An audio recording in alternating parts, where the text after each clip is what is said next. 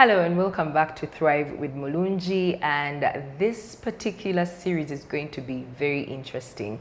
We're going to be having a three-part series that is dubbed What Will You Do?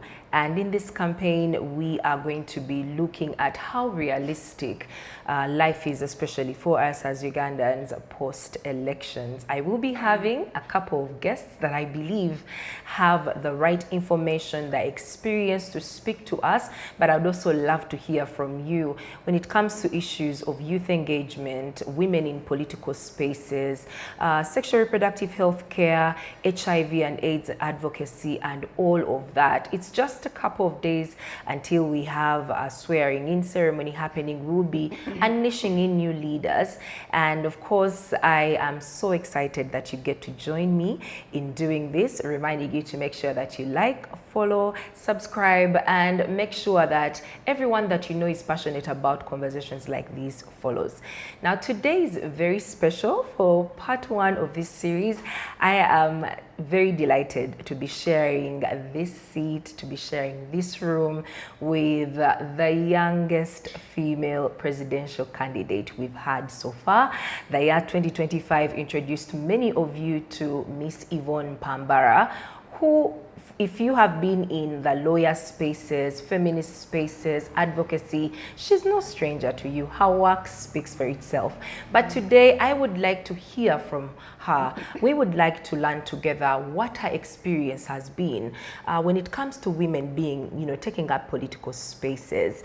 And is the representation real, or as we Ugandans say, ground? So we are going to just be chatting through what meaningful representation means, especially for women, but also what is the political cost. So if you enjoy your tea, you can feel free to pause, grab yourself a cup of tea, and let's learn from Yvonne, because you could be the next presidential candidate, and you are wondering, or you needed someone as young as Yvonne to step in, and she has been there, still is at it, and we are going to learn what it has taken for her to even stand amongst giants, if you are someone that enjoys biblical references. So without any further explanations and introductions, please do welcome with me.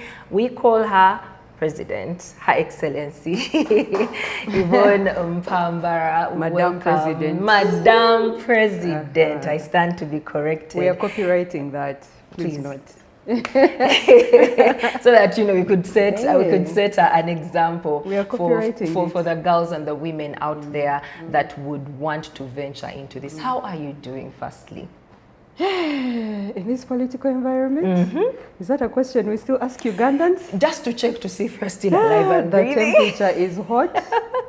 And I think for majority of the citizens, they are quite fatigued. I think you've seen what's happening in the space. We are fighting against, very retrogressive laws. We are fighting with a state that no longer cares about the people. We are fighting to make sure we have a Uganda that works for all you people. Leadership must change hands. We need to alternate it. Indeed. So it's a hot environment. It's quite exhausting, to be honest. Now, when I was looking at your CV, I saw that you are the founder of the Foundation of Female Presidential Aspirants. And I'm very intrigued to know, when we were younger, when most of us were being asked, what do you want to be?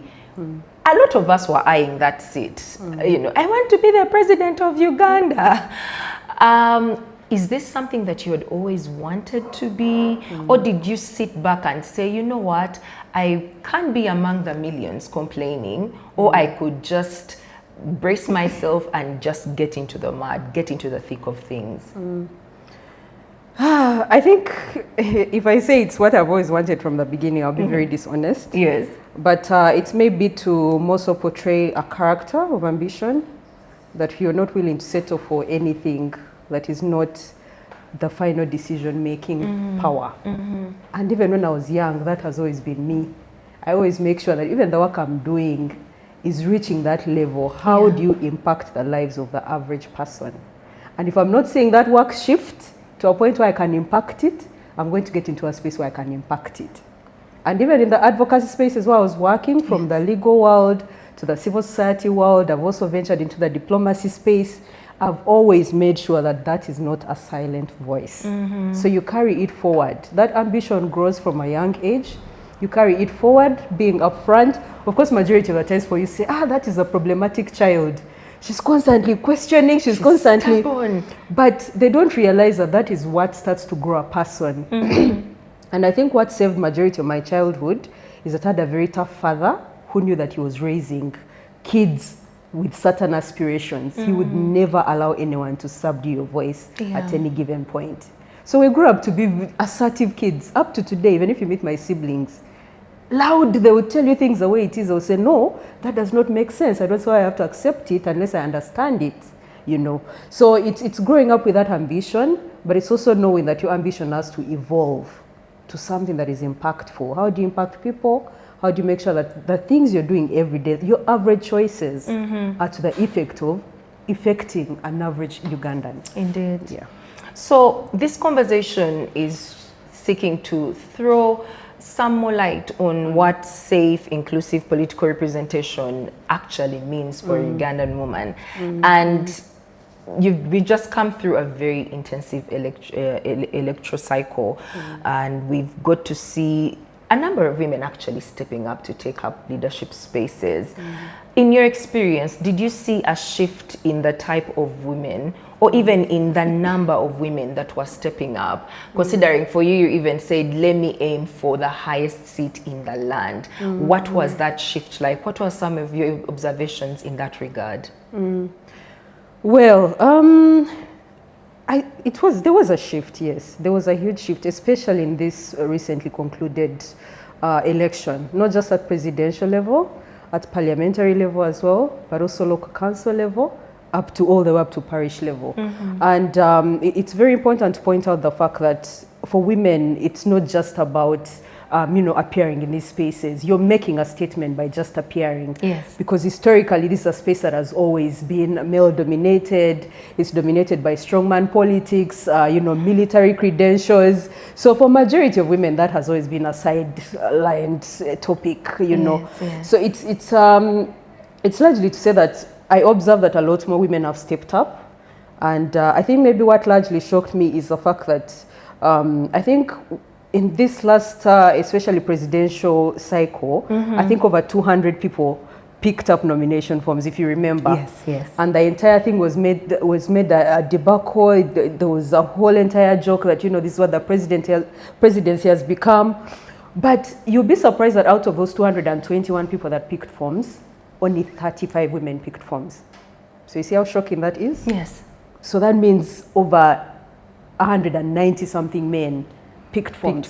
Because they know this is largely their space. Even if they're joking about it, they can afford to do that. But it's also saying that to complete the process is also something entirely different. Yes.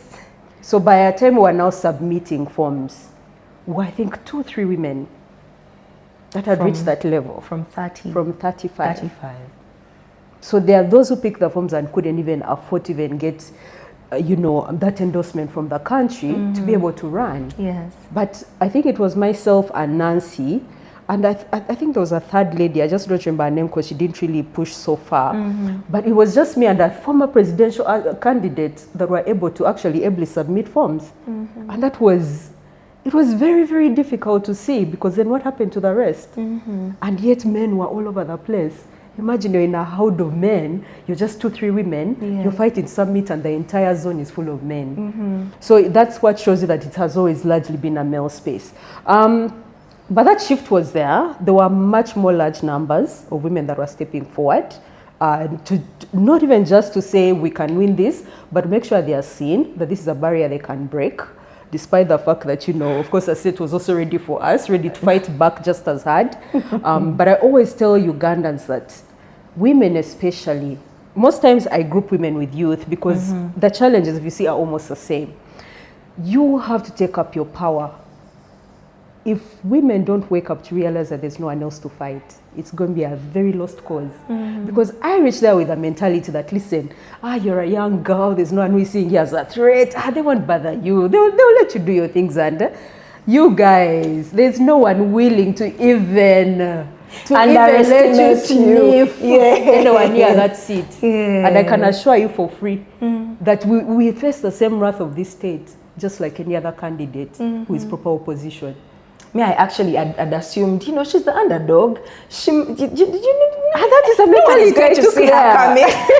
That's a mentality I took there. So I said, I can't even say anything I want. There's no one going to bother me. Newsflash. When I was telling people that ISO was on ground sabotaging my forms, people refused to believe. Because they're like, who are you? What backing do you have? You see, you're thinking you're nobody. These people are seeing a threat. Yeah. They're seeing a threat. And then you also take yourself there saying, I'm the only woman, so it's okay, they'll relax. Men are intentional power holders. It doesn't matter whether they think you're powerless, and they'll never think you're powerless, by the way. You're a threat. And finding out that it's intentional for them to keep women off power was one of the most awakening things I have ever gone through. Finding out that women are not allowed to appear twice on a ballot. How many times does Bobi Wine appear on a ballot? Almost every. How many times do these other men appear? Yes. But a woman is not allowed to appear twice. You hear it in corridors and you say, what? Is that true? But that's it. That is how people hold power. Yeah. That is how people hold power. So I saw more numbers rise up. But it wasn't just about the numbers. There was also a shift in the nature of the profiles of the women. Yes. If you noticed. Much more fierce, very radical. They were ready to take things head on. But also there were so many women outside the usual traditional political actors. Yes. So people from advocacy spaces, civil society, from grassroots organizing, they were all willing to step into these spaces for themselves to take up leadership. So it was very awakening to see that, you know, political leadership is not just about political experience. Leadership comes from so many spheres that are not just political. And I think that's a lie they've sold that for a very long time.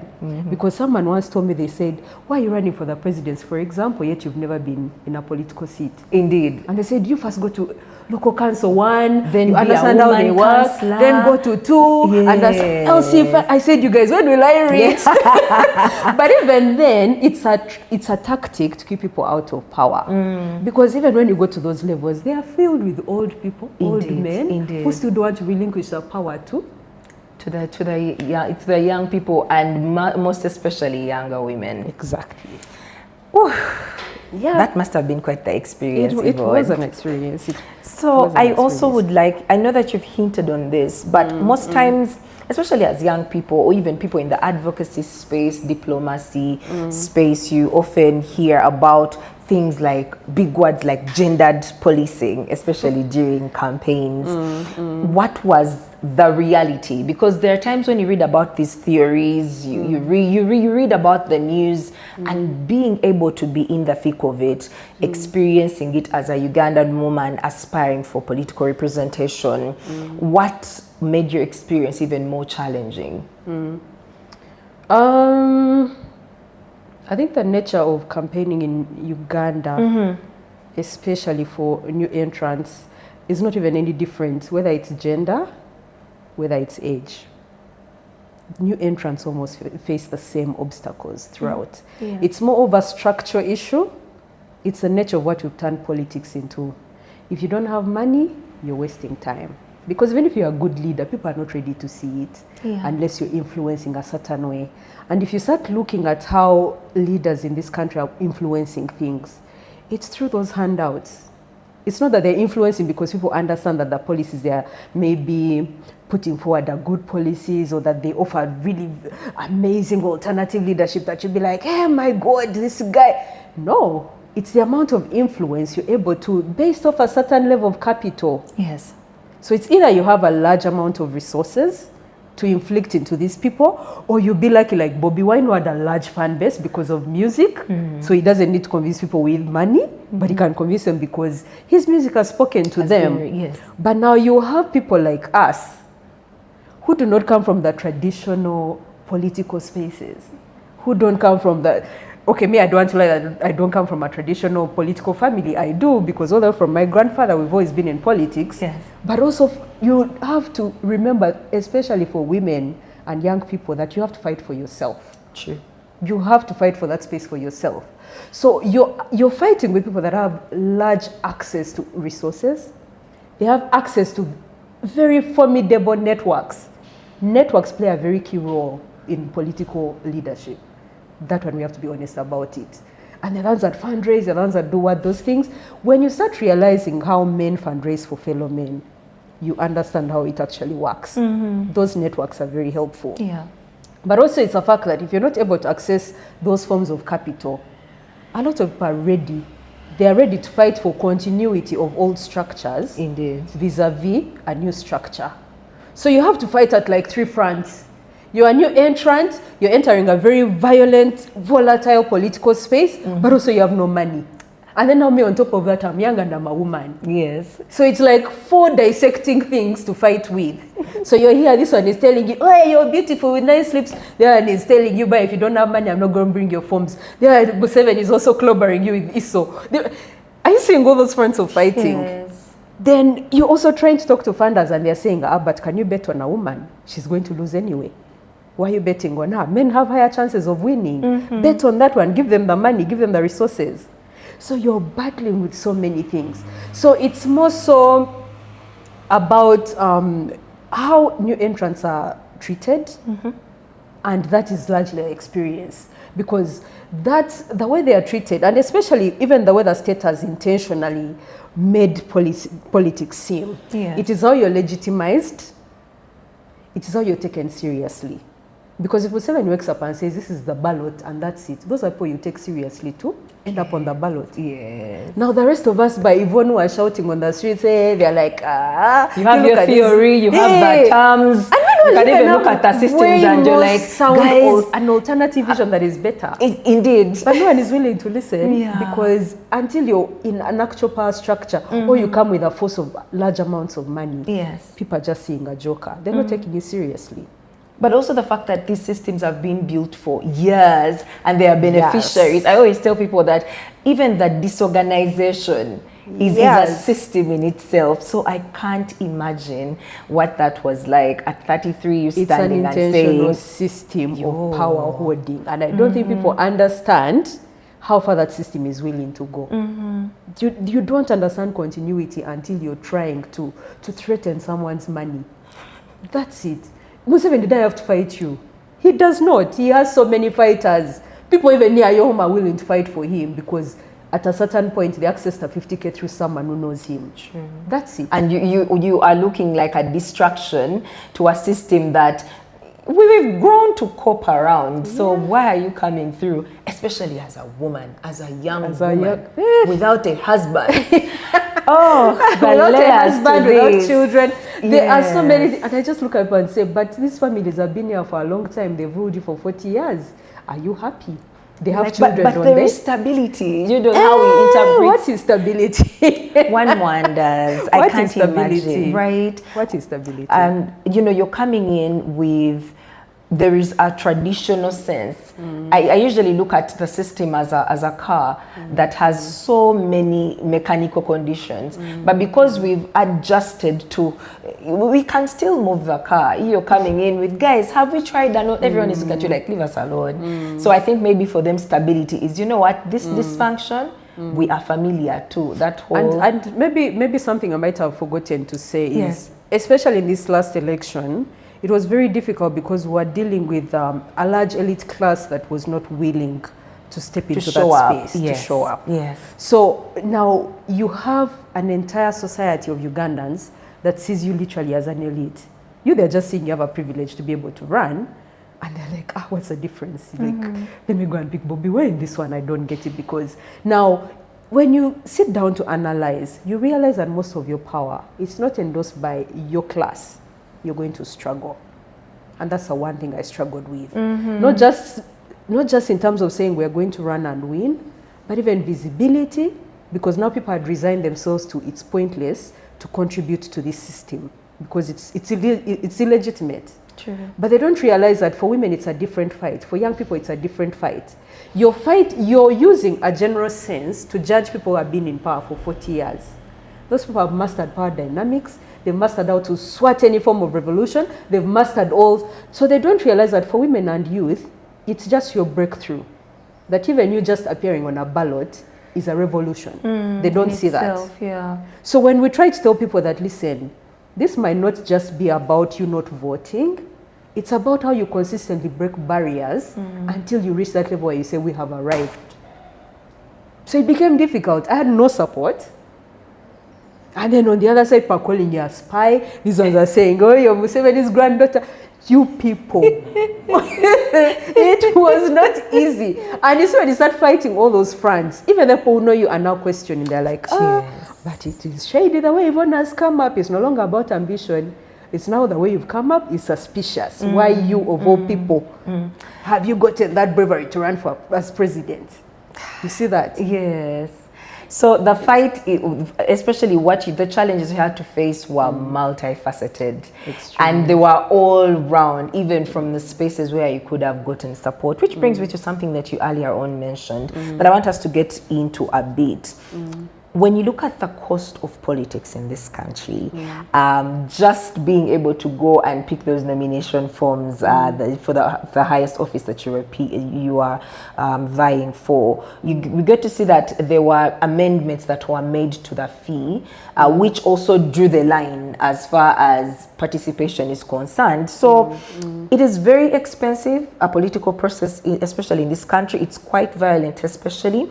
And we just want to, in your experience, what do you think are some of the things that discourage women, especially from marginalized populations? Because here you are taking that step, but most times we don't want to think about ourselves as marginalized because you're like, but Yvonne can stand for presidency. Women have got their rights. Yet, in the multi-layeredness that you've explained, there are still things that hold women back. So what are some of those things as far as the general cost of elections that you learned, opened your eyes to the fact that maybe it's a bit much? I will begin with the largest one, at least from the experience of what I went through. The largest is definitely electoral financing. You guys, we can't run away from money. Politics has become money. And it's not just a Ugandan trend. It's a global trend. Yes. If you don't have money, you can't influence. The few who get in through average influence of other things are just lucky. You're lucky you're coming from a music background, you've made it. You're lucky that you've come through a constituency of ABCD that has endorsed you to a certain level, you've made it. But I can tell you that the way you might consider parliamentary seat and presidential are not the same, especially if you don't have money. Yes. Unless you're going there to clown like some of the Munyagwas were doing. Lusania. Exactly. Unless you want to go there and clown, and you see the minute you clown, that's it. You've killed your ambition because there's no one ever going to see her. And women don't have that privilege. No, we do not. We don't. If you start clowning, well, they'll be like, you see, this is what women bring. Exactly. They say, women. But men can clown. You see Lucy, light-skinned woman, but she's tall. And you're like, you guys, a woman can never pull the same thing. No.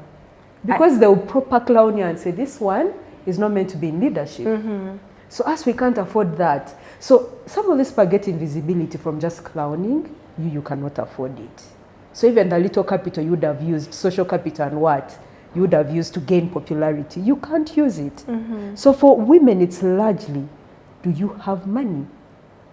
And if you don't have it, how much are you willing to do? Yes. And constituencies will ask you, you know what you're supposed to... The thing that Museveni has... I'm sorry for complaining about Museveni's entire...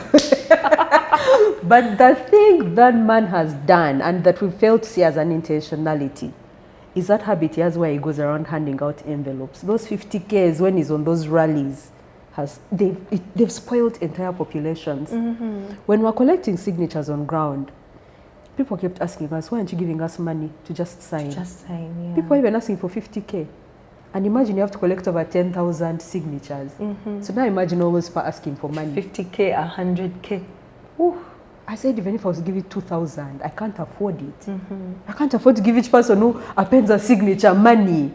And they said, you see, you people, you new leaders, you're not serious. Why don't you have money? Why are you running if you don't have money? And now it becomes a problem. Who has your ambition helped without money? Because you see, to them, they are saying leadership, if you don't have money, you're not a leader. That is a face they've now attached to leadership. Yes. In politics, if you don't have money, you're not as sensible. Even if you're doing rubbish and you're a leader, but you have money, people will take you more seriously than someone who is giving them common sense, but has not gained that popularity because they don't have money. So it's largely about capital, but it's also, there are so many compounding issues that end up affecting most women from actually participating. These are very violent spaces. I can tell you, at times even the least of my worries was sexism. I will tell you that for free. The least of my worries was someone telling me, you're beautiful, honestly. These are very violent spaces. You don't know who's going to poison you. You don't know who's looking for you to beat you at the turn of your gate because of purely political reasons. And these days, not just about even just the ruling party. You also have to look out for opposition. Yes. Because it's a competition. They don't see you as a, hey, this is a like community of kumbaya. Hey, no. Why are you They will come for you. If they can't, they will swipe you out because you're competition to them. So it's largely how volatile and violent the space is, but also the fact that on top of you failing to get money, it is violent. You have so many other issues that are affecting you as a woman. You have a society you have to grapple with that is not ready to take you serious as a leader. They rather identify you by your identity and your gender before they see the ideas you bring to the table. Yes. I sat in that presidential debate and I listened to all those men talking and I pulled out like 2-3 sensible people out of 7. Okay, even 8, I'll conclude because Museveni, I see him on TV every day. Out of the 8, I could have assured if I was seated on that same podium, giving common sense and vision, people would not say it because they're waiting to hear what Munyagwa is going to tell them about Lusania. Or they would be tracing your hand to see if you belong. Or they are saying, to a husband. How Yvonne is looking. She has a big stomach. I think when I declared running, do you remember how people harass me online? They're saying you turn around, we see if you have a big ass. Yes. Or you do like this, we see if you're... That is how they treat women in leadership. And yet, if you went through that manifesto I was even trying to give people, it was very good. Yes. A great alternative vision. Yes. But they didn't see it. They're like, maybe we'll give you a vote if we see what you look like as a person. They're like, okay, you have a nice face, but what else? Yeah. You show us something else aside your face. We want to see the full body. Do you see that? Yes. So it slowly pulls away from your agency to be an able leader and slowly puts you in a corner where these people are just, they're weighing you by your identity. Yes. Like, okay, But I can tell you, if you had money, the conversation changes a bit. It's still patriarchal, yes. But money sort of gives you a softer landing. They're like, that one, maybe she made some money somehow. Maybe there's such a big heart. Who is giving her money? So then the respect is channeled through someone else.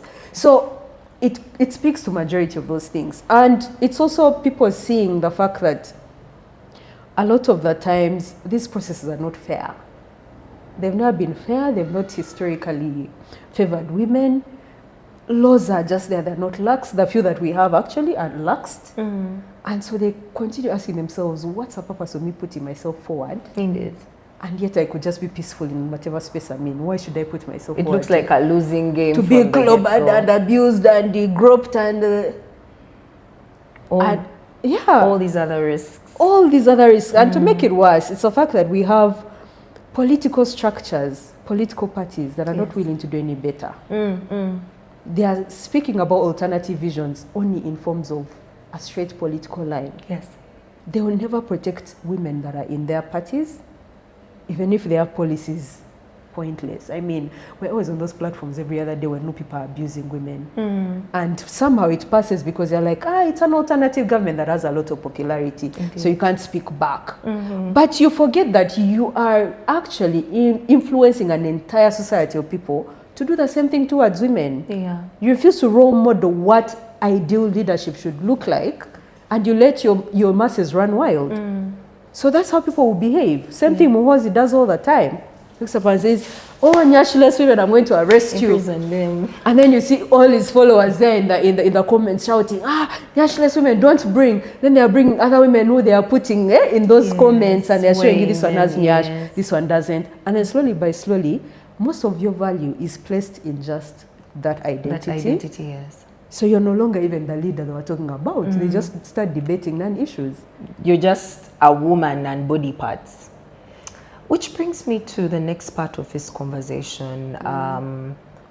Because imagine going through all of that, a system that when you look at how our political structure is, usually even with opposition political parties, there is a women's league. Like women's issues are not part of the general issues. For them, they give the illusion of them being special. And so I know you take those to the women's league. So you go through all this struggle, and then comes the trap of tokenism. You know, one would assume that with the more women we are having aspiring for leadership, the more women, I mean, we have 3 women occupying 3 of the biggest seats in the country. And what does that mean? Very pointless. And of course, you know, there is a very big risk of what we call deceptive representation, where yes, you can have the women, you have women in the forces and all of these spaces. What are some of the barriers that make it very challenging for women to be able to create meaningful change, even at the local council level? That yes, we voted for Yvonne, you know, woman councillor or chancellor, whatever, but why is it that sometimes it doesn't feel like it's seeping through and making real change for a normal, ordinary woman? I think for me, I would say I never want to isolate women from being the exception. Bad leadership is terrible leadership. Yes. If you have a final decision maker with centralized power, what do you expect a monk to do? Is it that she plays by the cards, or she goes back home to dig, whatever she does in Bukedia? Yes. You see that? But also at times it becomes a tactic for especially men when they continuously question the role of affirmative action. Yes. They're like, but what are you doing there? And even that affirmative action you're shouting about is not even 30%. Those women are few. Even in parliament, they are barely there because they're like 50 in total, 56, compared to 400 and something men. How are you going to be looking out for 50 women in a space of 400 and something men? And you forget that it's not just about, you know, it's not just about saying they're there. Those numbers matter. Yes, they do. The bigger the number, the more voice you have. I always want to clarify it and say, you people, let's not fall into that trap of attempting to say, okay, this small thing we've had there for women to be able to enter on representative seats, we have to remove it because you're not making an impact. How many of those 490 MPs who are men have made an impact? Where is their impact? Where is it at Museveni? If you go to Museveni and Janet, who honestly else is making an impact? Apart from what they tell you to do. It becomes unrealistic to put unrealistic expectations on women, yet you know the other ones can't meet the same. Or they are also bowing to the same. So their job is to make sure that the system stays. Do you remember that parliamentary exhibition they had some time back? Yes. And how they crucified the monk, and then they were saying, Tayebwa, no. They were giving her a pat on the back. Like, that man made his money young. He made it where? He made it where? So I told them, listen, you are putting impossible standards on a monk. Yes. And yet this man has done the same thing, but he has not received the same fire. It's not by accident. This is a gendered fight. It's not a gendered fight. Yes, they are corrupt. We get it. But so are the men. So why is the extraordinary expectation on women to be the exemplary citizen in a state of lawlessness where no one else is doing it? You see, as a woman, as a mother, you're still a human being. The agency of each and every person is different. Yes. One woman does not define how the rest operate. Neither does one man. I've never had men saying, because Museveni is a man and he has driven this country into a trench, men should no longer lead. Leadership has a problem. Have you ever heard that statement? Nope. Exactly. But let it be a woman, they're like, this is the problem. Yeah. You put a woman as a speaker before you know it. So we need to stop holding women to the very unrealistic standards, especially in a system. It's either, and you see people will then tell you, why are you there serving? What's the point of serving in a poverty-stricken? Because you see the thing about power, you all have to be there to learn. You make the mistakes, you steal our kube, our college, but you're in there learning what it means to actually hold power. Hold power, yes. Museveni has never been perfect. But how many do you question him and say, don't come back to power because you're a man and you've driven this country into the ground? You will never say that. You look at the history of Uganda, like, well, looking at the fact that we've had all male presidents, so you give men more grace to make mistakes than women. So it becomes a problem. But also it's an intentional sidelining. Yeah. It means that one mistake you make, it's a crucifixion. They kill you off, no 3 days to resurrect, you're gone. You're gone, yeah. And men will make that same mistake so many times. They will steal and steal and steal and steal. And grace will be and accorded. the more they steal, the more power they are according for themselves. But women don't have that grace. Indeed. You steal once, and I can tell you all this is power play, because without money and without stealing, I can assure you for free, you're not going to maintain those positions. So they're all playing the game. Yeah. I am not excusing corruption, please. But it's also... What was the question again? I'm so sorry. No, I actually think you've tackled it, especially that substantive. Don't end there. I have more things to say about it. Please. No, but it's I also wanted to say there's usually a disconnect between reality and most of the policies we either put out or just natural policy. Reality on ground is always different. In terms of implementation, in terms of, which constituencies get more money and budgets to do A, B, C, D, the reality of the expectations is always different. So at times, people are assuming, again, the women are going to have a much higher threshold to perform than their counterparts, which is a lie. Because all the way from the top level to local council to parish, you realize that they're all going through the same issues, but you have a higher expectation on a woman because you're assuming they are the motherly, exemplary. They somehow are these unicorns that are unicorns to perform than the men, which is a lie. So implementation on ground is sometimes different. Some policies take long, budget considerations are always different. Money is always, money for budgets for different things for development are always channeled to other things. Like in this election, so much money was channeled into the election. So this coming 2, 3, 4 years, honestly, your constituencies should not be that expectant, because where is the money? It's not there. So we cannot put extraordinary expectations or out of world expectations for women to perform in a system that is just not working.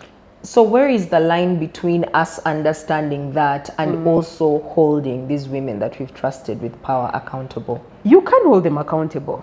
That does not exemplify it. But you have to know where you're drawing the line into the patriarchal lens of them being in leadership, which is largely what I was telling you. Yes. When I drew the line between Tayebwa and Amwang, the comparisons were not the same. The way she was held to account is not the same way they held all the other Mabati thieves the same. You see that 500 million handshake, guys. It was not the same. So even in accountability, and I always tell people, know where to draw the line. Your line is not insulting among that she's a red cell because you assume she has bleached. You're not entering the patriarchal lens of how people perceive women. You see that? No one will ever abuse a man, or your color is looking like this. Or you're balding. Or you're balding. Or you're... Exactly. But they're abusing among those things. And I remember... It gets very personal. And when I told people, now you're entering the gender lens of this struggle, they were like, no, you're trying to defend her. I told them, listen... We can call out what a person has done accountability. without getting all... reducing women to body parts again. But it's a very... I am going to be honest with you, Faith. It's a very thin line in power between what you're willing to do to shape power and what you're not willing to do. So it's either you're willing to be rogue, like these men are rogue. They are vicious. I never competed with a man. They are selfish as hell. I'm sorry. Are you going to keep... We keep everything. Hey. Like they put themselves first at all costs. First, but they've also understood how power works. Yes. If you don't have money, you cannot have power. And without, honestly, how are you going to access most of this money unless you've stolen? Oh, guys, I'm not just... I mean, in the line of our system, it has even seeped into entertainment, like this has become the norm. Like if you're to get out of the political aspect of it, in most forms of leadership, you're having people having to pay money for interviews. Like the system is me, myself, and I, for God and my stomach per se. So I hear you with the fact that it's a bit hard for you to come in and say, I am going to overhaul the system while it has existed longer than you have. But it has also become very hard to operate. And it's not just Uganda. It's a global trend. Yes. It has become hard. One, women usually avoid the money conversation. That is a thing we also need to discuss. Yes. But also we avoid the conversation on how people access money. Yeah. A lot of men access money through theft. They steal it, especially in politics. They either doing shady deals, scams, they are scamming, they are stealing, they are getting. And women are not willing to do that. Yeah. So, and I'm not justifying theft again, but you guys, it has reached a level of threshold. Society is rotten. That one we need to acknowledge it. So that thin line between us also going rogue and vicious, just to get power, at times people have to cross it. And they have. And that is the honest thing about politics, if we're being honest. If you're sitting there and you say, me, I'm going to do everything by the right thing I'm meant to do. In politics and power, you'll not even last a year. Ask Magufuli. Oh, I'm sorry.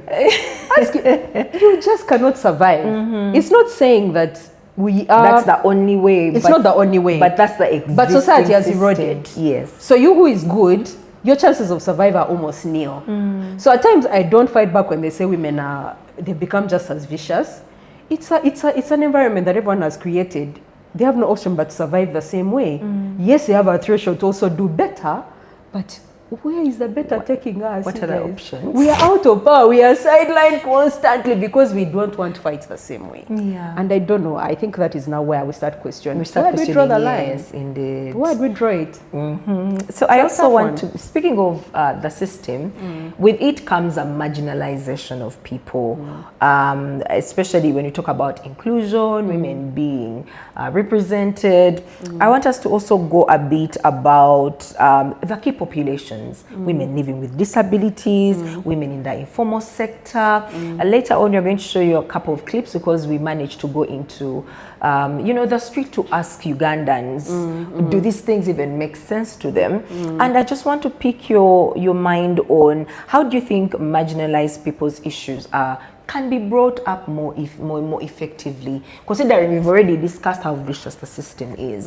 But then how do we stop and say, okay, before we all go 360, the people we are leaving behind, how can representation and their issues be reflected in a more effective manner? I think it's continuously, creating environments where they are the participants as well. Because what you've just said, that you are in the street, trying to find out how these women relate to issues, and that's a platform. That's a platform. And majority of the times people think that is so simple that it doesn't create an impact. But that is a huge platform.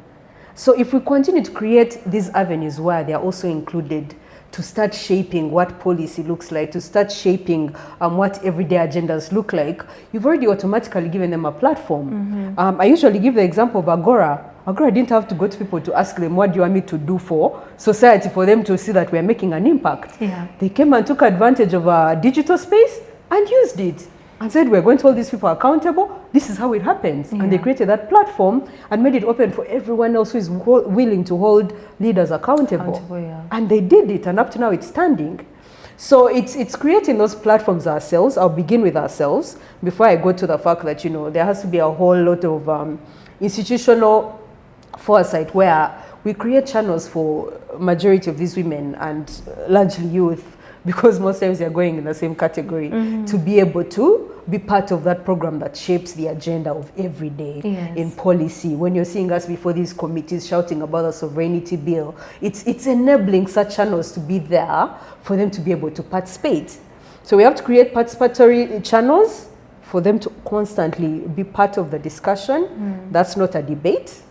It's not you saying, yeah, we'll find them later after we talked about it, we'll give them feedback, we see what they think. Yeah. No, it's them being in the room. Even if it's a young person and you feel their input might not be that important, you just listen to what they have to say, because they come from an angle of understanding what their age mates really want. Really, yes. So listen to them, and you find a way to shape it better and say, maybe in policy, this is how we portray it. Yes. So it's making sure that they're included at all those forms. It's also creating platforms to make sure that even if government is stifling the ones we know, we've created our own. And it's what I always tell people. It's not just about boycotting what government is doing. You have a duty to organize something for yourself. Yeah. If they've not yet held your legs and put you in Muhozi's basement to torture you, you still have a voice to speak. So we have that duty to create those pipelines for them to show up, to speak. And I think earlier you were talking about how when you give most of these people the microphone, before they are scared, but when you give it to them, they are ready to talk, they are ready to air out there.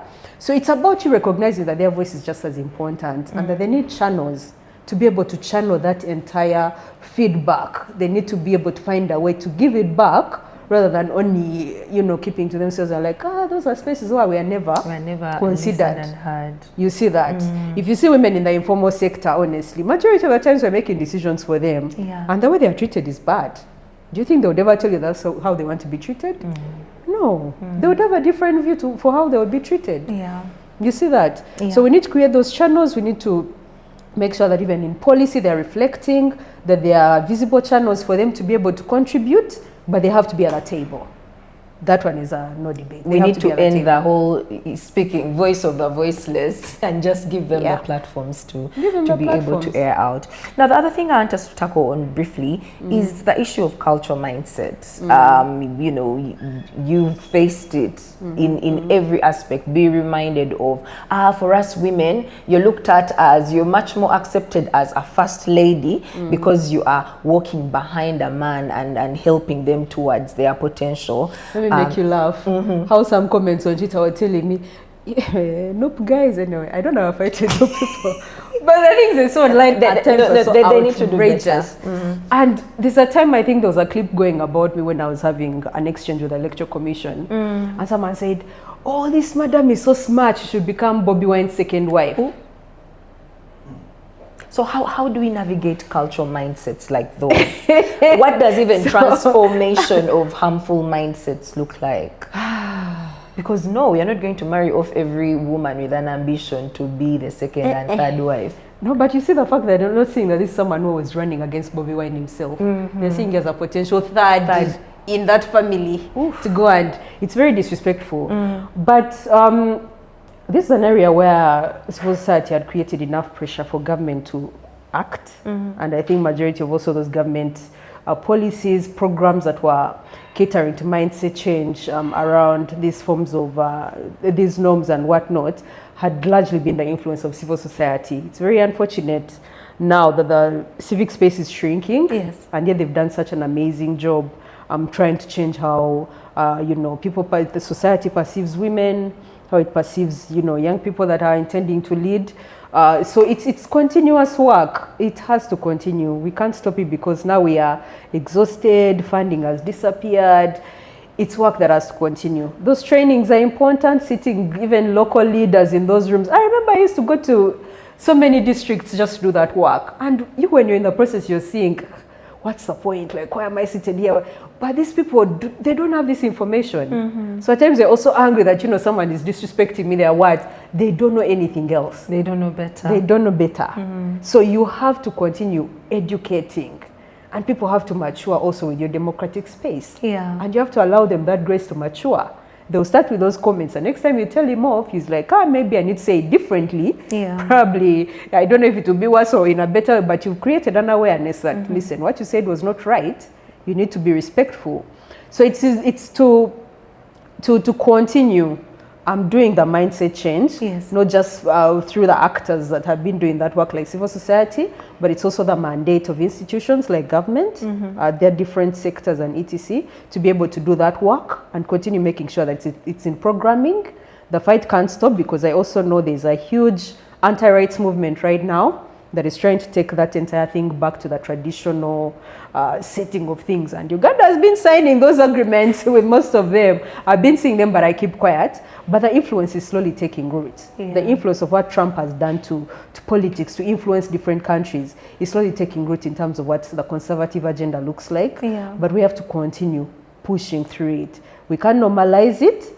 And I will continue speaking to political parties now that they have such large structures where they're able to do role model work, but are also able to also slowly infiltrate most of these policies into their own structures. Yes. It's not just about saying we are running on an alternative ticket, we are opposition, we are what?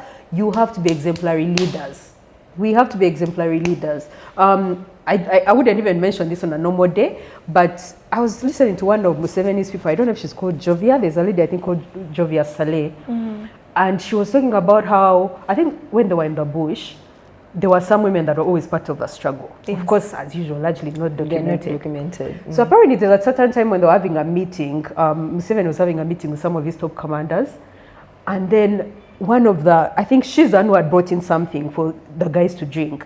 And they're discussing, and then he looks at her and says, but you people, we've been in this bush for years. We've never asked how these women are handling without sanitary help. And it's when he's like, what do you ever need? Like, you never tell us what you need. And she tells him, listen, you guys have been accessing funding. You are accessing budgets. Why don't you leave a small bit of that budget for women in the bush to access pads? That's a very key, important structure to put there. Yeah. You will hate Museveni, but that's something he has been intentional about. So why doesn't opposition pick up in terms of role model work? Yes. It's not about you just having masses of numbers to say we are alternative, we are opposing. What does your politics represent? Indeed. Is it sensible? Is it inclusive? Is it practical? Is it practical? Because there's also putting you there because we're saying, hey, you're liberating us from Museveni. Yeah. But you become a total bomb to women and other young people. Wait, can I substitute the word bomb?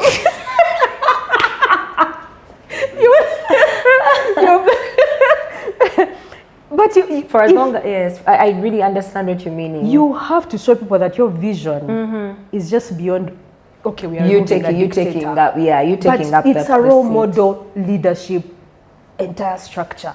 Change it. Yes. You say we didn't see women on the ballot. I posed that question before them during the presidential debate.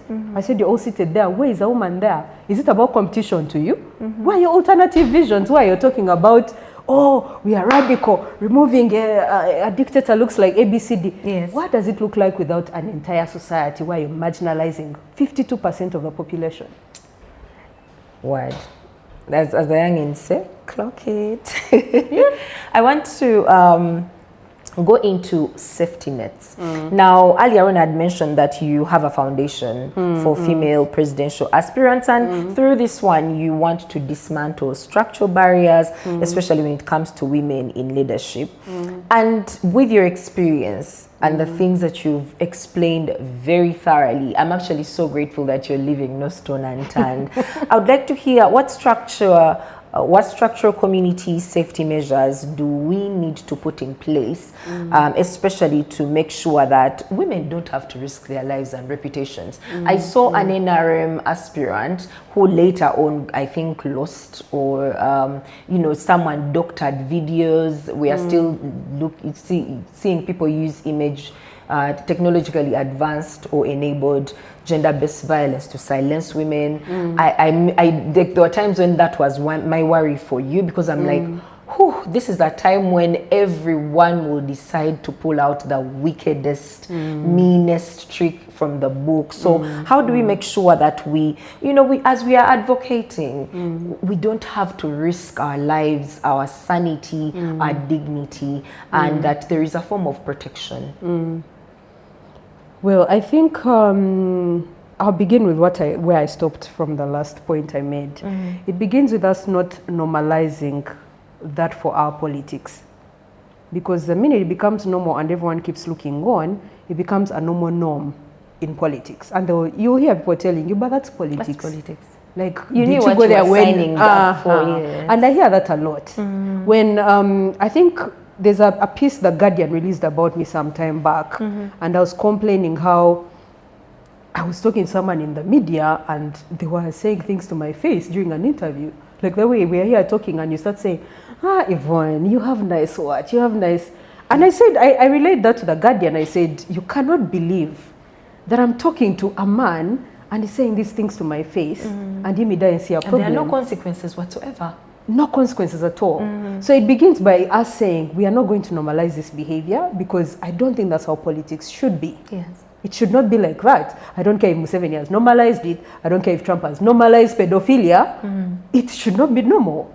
You can't normalize such behavior. So if abuse continues to go unchecked, that disrespect for women continues to go unchecked, then that's why we start to see a problem. Because then you normalize it in every other election cycle. It becomes also a normal part of what politics should be and what you need to learn to tolerate. It's not fair to ask people to grow a thick skin from something you're able to change. True. You can't change that. Government is capable of changing that. But even then, because, I mean, it gives them an oath for their power. They're like, you let those people fumble the way they want to fumble. Let them abuse her, let them send out those AI videos of her turning around. They don't care. Because to them, it's a competition. And that's why I kept asking them, if you make this about competition, do you know how far it will go before you can stop it? When they're spreading misinformation about so many of these people, they wake up and they say, oh, okay, I'm not putting this on record, that General Museveni might be dead.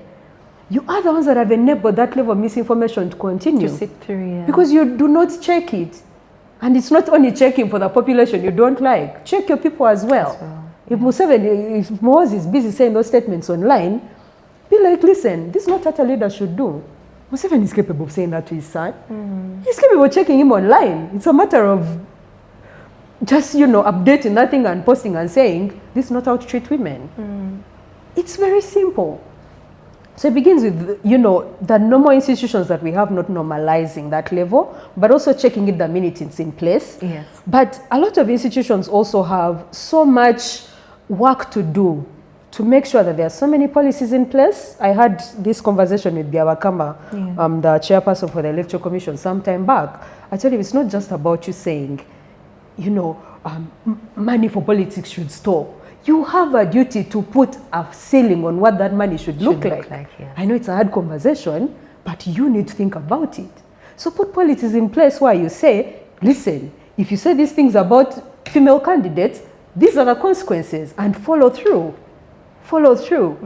But actually, it's also us creating the pipelines. That foundation I've formed is a pipeline now for women that want to aspire. Because me, I found no form of mentorship. I found no form of help. I found no form of ground running. You just go there and you're learning from that space. So when someone hits you with a brick at your gate, you learn. That is where you're learning from. Yeah. So I don't want other women to go through the same thing I've gone through. I don't want these women to have the same reception I did. It's knowing that if someone sits there and calls you a spy, it's not the end of the world. Yeah. Like they've said that is politics. I should not be taking such hard hits because they are very damaging. They are. Not just to you, but to every other person who is hearing them. I mean, a family member of yours was attacked just as a result. My sister was attacked. Yes, she was beaten. You see that? Yeah. And you can't tell who has done it. You can't tell if someone who is opposition thinking you're wasting their time and you're now deciding to do things the other one, you're taking their votes. Yes. You don't know if it's government that is also angry with you because it's just such a myriad of things and it's very complicated if we normalize that nature of politics. Yeah. So we have to build pipelines for other women to be able to safely understand the navigate path. politics as well. Yeah. Safely navigate, understand what is power, what does it look like. I can assure you for free, we'll sit on most of these platforms, but we don't know what power is. Yeah. We sit from the outside and we're arguing with Museveni the whole day, you man, why aren't you talking about? That is all we know about power. Until you're in the thick of things. You're in the thick of things and people even playing before your face and you don't know what they're doing. True. And not just here, there's an entire international space based off the same thing. They are doing deals and you're not understanding because you've never been in these spaces. So we have to build those pipelines for them. But also lastly, it's more about visibility. And that is where solidarity has to come in at the end of the day. If we don't stand with our people, no one else is going to do it. I stood alone most of that journey. Most of the time, yeah. And I went there knowing. I'm like, this is going to be the most controversial run this country has ever seen, and I'm not going to portray it It's either I go there with that strength, knowing it, that people are not going to stand with me, or that hell will break loose and they'll stand with me, which will be good for me. But it's you putting yourself out there, the visibility, whether it's bad or good, you know that you have to go through it. So that solidarity has to appear through visibility as well. Yes. When they are clobbering us online and the rest are quiet, it becomes like it's okay because she has no support. She has no one stand up for her. So, I mean, why not? Why not? Who will raise their voice anyway? Who will? I also want to look into, you know, it's normalcy is sort of returning, and we know that very soon we are going to be having swearing in ceremonies. The cameras will now shift, the conversations even in the media will shift, and we want to look at what do you think are the dangers? Because I love that you mentioned that we need to check some of these mindsets, some of these habits. So what are the immediate dangers if we let most of these things go unchecked? What are we risking if you are not already there yet? I think it's what I was saying. You risk normalizing what that behavior is. You risk that violence in politics. You risk women being insulted based off their looks. You risk people creating those artificial intelligence videos of people, of politicians, because they can get away with it and you don't check them. So it becomes an entire rogue state, an entire rogue society, because you've refused to check one behavior and so many are continuously accruing from that similar behavior. Yes. So you normalize the abuse, and then that's now how you start hearing people saying, that's normal politics for you. Why are you shying away from what average politics is? I remember a time when I was complaining about what I was telling you before, and someone said, that's even nothing. Someone like Besige has had rape accusation thrown at him. So I'm like, you think it should be okay in politics to be going around throwing rape allegations at people you know are innocent? Would it make sense? And they're telling you, no, but you see, politics is it's a heave and shovel, like you have to go in there when you're... And I told them, there's no one who has told you that that's the politics you need to set in stone. There's nobody who has told you that. So why don't we change it? Why do you insist that politics is about money? It should be and you don't change it. It should be a life and death situation. So if you don't change it, who will? Who will? So it's about, it becomes normalized. Abuse becomes normal. It becomes a way of politics, which is very dangerous. But also, you know, institutions also start slowly decaying because they're not able to do the work they're supposed to do in terms of curbing what that violence looks like, or what those anomalies in politics look like. So it's also making sure that also institutions are on tiptoe doing what they're supposed to do. So you decay them when you consistently assume that these are average, normal ways of doing things. They are not normal. Keep them their tiptoes and say, this is not right. Why aren't you doing anything about it? Moses is putting all those tweets. Why is he doing it at Ministry of Internal Affairs? Why is Docket Falls? He's not checking him. They should be able to check him. He is an institution. He is working as part of the institution. He's not separated from them because he's the president's son. No. So you need to check them. So they need to do their work. Institutions need to do their work. You cannot normalize a behavior like that. So it's continuously doing the work to make sure that these are not things that become part and parcel of politics. We have to question them. If you're consistently saying politics is about money, why are you setting it in stone? And yet you want to participate at a certain point and you know you don't have the money. Why are you normalizing calling people agents? Now it's a hot thing in Uganda. Every small thing you divert like this, agent. That's one we told you.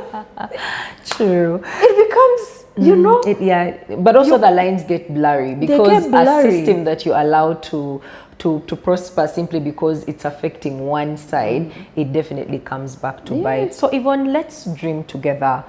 What is if you're to look at the future, what is the future of true representation for women, for young people, for the marginalized, especially here in Uganda, in the political space, but also beyond? And you've already started a foundation, but what, especially to a young person out there, what then is their role to keep pushing for inclusive policies for women and marginalized groups in the country as we try to, shape, we move, how we say regardless we move.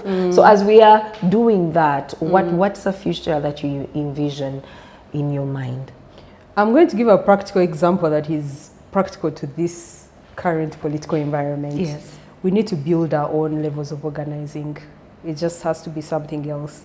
We cannot say we're going to cling on to these structures because they're not working. We are seeing what's happening to the women that are there. So we need to create alternatives that are not what these structures are. These structures, good as they were on paper, they're not working. They're not working. So we need to alternate. We need to build our own platforms in terms of what accountability looks like, in terms of what leadership should look like, in terms of what the principle is. If we don't stand by principle, it's pointless. You become the next Among, you become the next Mabati thief who is in prison. You need to build your vision based on principle. That alternative vision you have for the country, for the platforms that are different, they need to be based off principle. But also, secondly, it's also us stepping into the light. A majority of the times people say women are scared of the media. And for a good reason. Majority of the times they're calling women to come and only talk about women's issues. Are you single? No, I stopped responding. Women's Day, or Mother's Day, or some woman has said some statements, so come and comment on the woman's statement. And you're like, bro, sorry. Bro is allowed. But bro and girl is gender neutral. And you know, you have to check these people and tell them, listen, I'm diversified over so many other topics. Yes. The only thing, it's not that the only thing I can discuss is women-related issues. So it's also stepping into the visibility space to shape what it looks like. People have to see that women have ideas. They have to see that they are capable of stepping into it and owning it. It's not about shying away. Majority of those times people are on TV saying rubbish. If you listen to those men, no common sense is coming out. I'm going to be on UBC tomorrow night. Tune in and I apologize for whoever is going to appear with me. No, but listen to them and see if what they are saying is so much different from what you would have said on an average day, if not even better. So why are you scared? You go there and say you're rubbish as well. Whether people call it rubbish or not, it is a space for you to also learn. It is okay to learn. Make mistakes and learn and go. Yeah. So you need to step into that space to shape it. Media plays a very key role in politics, you people. And that is why the first thing most of these people do is go and pay media. And position themselves. Yes. So if you don't shape it, you're almost wasting time. So women have to shape what media is putting out. And it's them giving diverse ideas. It's not only you going there and talking about my husband, dominate. Hey, I'm always seeing those arguments and I say, you people, is this the only thing we can do? Over your strength is, what doing what for? No. You have so much, you're diversified enough to go and talk about so many different topics that can contribute to development, that can contribute to so many things. We can shape what media looks like. True. But also, I think I talked about creating a pipeline. Yes, you did. So again, it's largely here. Yes. It's an entire alternative vision that is not what this average thing has put out. So we need to start envisioning and not what Uganda looks like outside what yes. this thing is. Yes. We need to start envisioning something alternative completely. And that's the first task I'll give everyone. Thank you. And like we said, we took to the streets and we just have... there were a few questions, one or two, from the netizens, especially to you as a woman in a place of authority and leadership. Most times we think that you need like a title at the honorable. But we need to also realize that where you've been placed is your space of influence, and it's a very good space to learn. And this is what some of the people that we met on the streets had to say. Mboozi ya Mukenenya olowooza nti tutaddemu nnyo amaanyi naddala mu kulwanyisa obulwadde obwo, oba kati twatuuka nga buli omu yeeterayo gwa naggamba? Ekintu ekikulu kiri nti gavumenti erina okuteekamu amaanyi obulwadde obwo buteyongera mu maaso. Lwaki? Katulaba bano bannyinaffe ne bagenda mu mabaala ne batandika okukola obwamalaya nga terina bagambako. Kikintu kyongera kusaasaanya obulwadde. Segedde abamu bagamba embeera banyigiriza ne banoonya ssente, naye mu mbeera yonna okitunuulira ne other side baba banoonya kwebeezaawo, naye ensibuko y'obulwadde evaki evaawo. Gavumenti neetafaayo. Singa yaleetaddewo amateeka aga nti kintu kino kisaasaanya endwadde, naye tulina kikomako. N'abaana ab'obulenzi era kyekimu gavumenti era nayo njongera ogikomerera ne ŋŋamba lwaki nti erina engeri gyereseemu embeera abaana b'obulenzi bano bakyali myaka emito ne baleka abasinga nabo ne bagwera mu mabaala. Nze ndaba abaana basinga myaka nga 18, 20, 25 bagweredde mu mabaala bava ku makya nga banywa omwenge, naye nga gavumenti eraba yandibalega nti ebbaala bakiriggule nga saa 11. It raises very real issues that a lot of Ugandans are grappling with. A lot of the economic, because some of what he's saying is largely coming from the economic difficulties of most of the population. And I think it's very absurd that, you know, instead of the government trying to find so many alternative means of diversifying the economy, now we are seeing them putting out laws like the sovereignty bill to try and curb, you know, the different natures of how people are making money and how a lot of, you know, foreign funding is coming into the country that has enriched so many spaces of Ugandan sectors. So I think it's also a government that is not listening. I don't want to lie.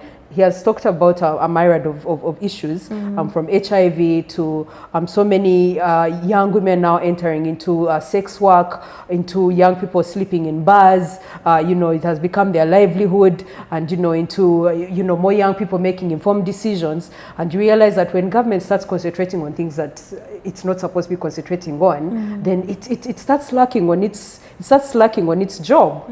So that's largely what it is. Government is failing to do its role because now it's more so about maintaining power and control than actually deliverables to the people.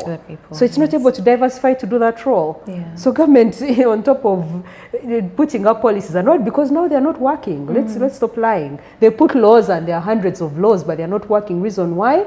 The implementation stage of those laws has died. Yeah. We need an alternative government, and that's it. That's it. This one is not working. It's interesting that you're saying government should intervene on moral issues. On moral issues as well. Right now, because government shapes, you know, government shapes political will. Yes. We need to remember that. If you fail to shape it, look at the example of Rwanda. Rwanda, you don't have to do much. It does even control the entire social sphere. Yes. You cannot walk at midnight and a man assaults you in Rwanda. That's not heard of. It's very hard to hear of such a thing. Reason why? The president said, the law I put is what the law is. You don't listen, there are very dire consequences for it. You steal money, there are dire consequences for it. So that is the thing. If you don't build that political will for the people, you're eroding the society. People can't react back to a bad governance by being good people. It doesn't work like that. You blame the Makinde murderer for doing what he did. That's an eroding society. Yes. And it comes from leadership. That's what the leaders have done. You've shared at length, right from your experience, but I also like that you've given us how do we go from here, a way forward, a very practical bit. And I like that you're also challenging us to realize that we all have a role to play.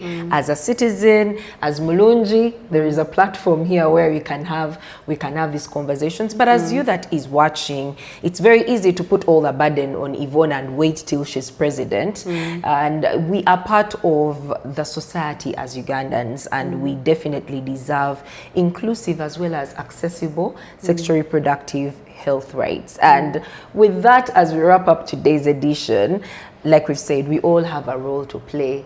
The question remains, what will you do?